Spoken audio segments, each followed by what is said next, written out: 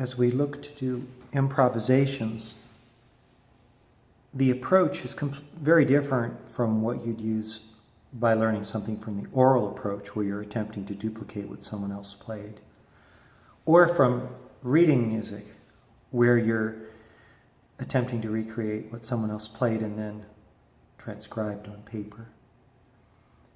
In the world of improvisation, no one has played it like you're playing it. And if you are playing it like they played it, that's not improvisation.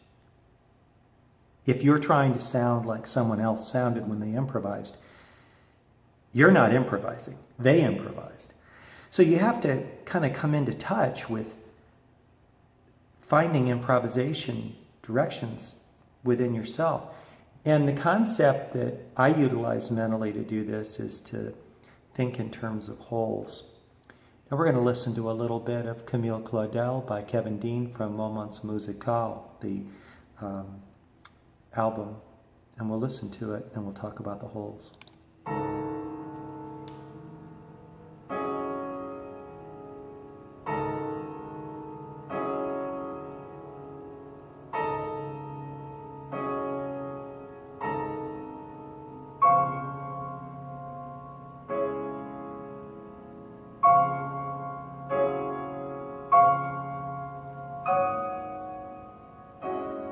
Well, you know it's got a lot of dissonance, and you know that it goes from one dissonance to the other, but they're relatively, the second one is more stable, and then that ba, that one kind of is more tonal.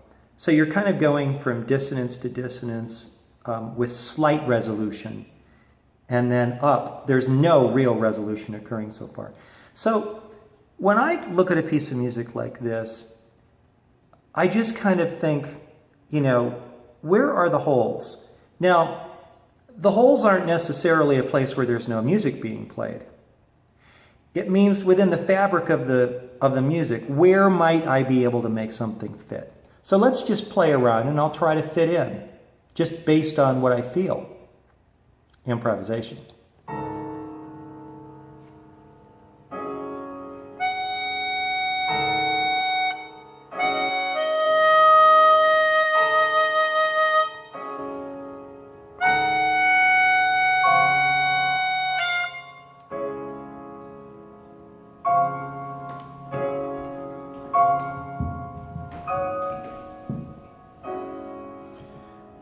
Let's go back.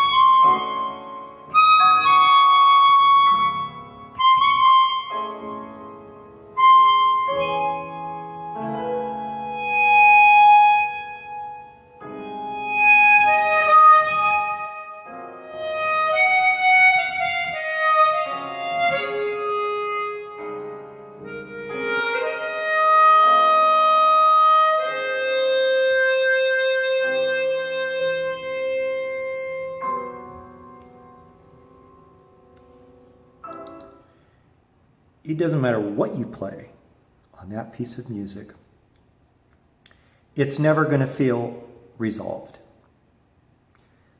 That's not what's going on. This is a more complex piece than most of the tonal music that we listen to because of the nature of the movement from what I would call tonal color to tonal color. That's another piece of vocabulary that I use. I'm not so much concerned with the key it's in. I'm not so much concerned with the exact chord.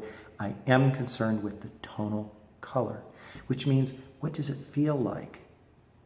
What are the notes that predominate in my mind? And you'll find that a lot of times my improvisations are moving around those tonal centers and looking for holes.